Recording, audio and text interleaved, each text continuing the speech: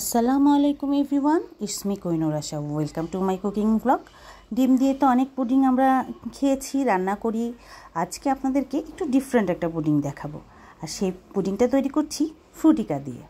খুব অল্প সময় এটা তৈরি হয়ে যাবে। তো কি লাগছে দেখি।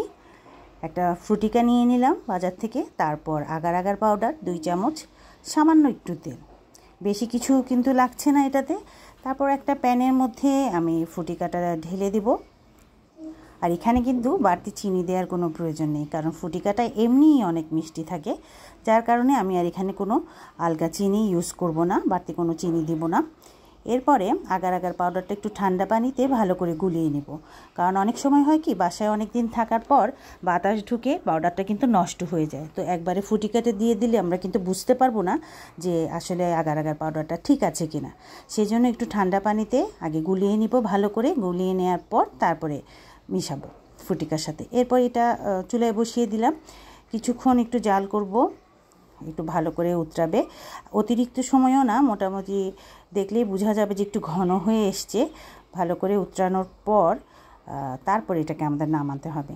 তবে একদম অল্প সময়ও কিন্তু না, মোটামুটি কিছুক্ষণ সময়, যে দেখুন কীভাবে বাবলগুলো উঠছে। এভাবে কিছুক্ষণ জাল দিব। আর যে পাত্রের মধ্যে পুডিংটা বসাবো, যে সামান্য তেলটুকু নিয়েছিলাম, সেই পাত্রের মধ্যে সেটা ভালো করে লাগিয়ে নিব। তারপরে সেই ফ্রুটিকার জাল দেওয়া রসটা এটার মধ্যে ঢেলে দিব। ঢেলে দেওয়ার পর এটাকে একটু নেড়ে দিতে হবে, তাহলে ভিতরে কোনো বাবল থাকবে না, জিনিসটা একদম প্লেন হবে। এরপরে রেখে দিলাম ফ্রিজে, নর্মাল ফ্রিজে রেখে দিলেই হবে কিছুক্ষণ। রেখে দেওয়ার পর এই যে দেখুন আমি বের করলাম, একদম বসে গিয়েছে, তৈরি হয়ে গিয়েছে মোটামুটি ফ্রুটিকার পুডিং। কোনো ঝামেলাই নেই, ডিমও লাগছে না, দুধও লাগছে না, কিছুই লাগছে না, ইভেন চিনিও লাগছে না। তো আস্তে আস্তে সাইডগুলো দিয়ে ছুরি দিয়ে ক্লিয়ার করে দেন এটাকে আমরা আস্তে করে ঢালবো। তা আমি আগে সেটাই করছি।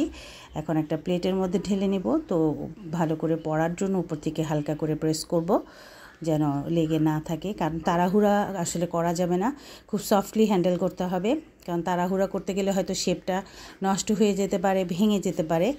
দেন এখন হচ্ছে এটা কেটে পরিবেশনের পালা। আর কাটাটা ডিপেন্ড করবে আপনি কিভাবে শেপ করবেন, আপনার পছন্দ অনুযায়ী। এক একটা শেপ এক এক রকম এক একজন করে থাকে, তা আমি সবসময় এভাবে করি। এভাবে করলে আমার কাছে পুডিংটা একটু ভালো লাগে দেখতে। বাস ঝটপট হয়ে গেল, বেশি সময়ও লাগলো না। ফ্রুটিকা দিয়ে পুডিং তৈরি, বাড়তি চিনিও লাগলো না, দুধও লাগলো না, ডিমও লাগলো না। তো বাসায় একবার ট্রাই করে দেখতে পারেন। আর হঠাৎ করে যদি মেহমান আসে, তাহলে তাদেরকে তো এই আনকমন নাস্তাটা দেয়াই যায়।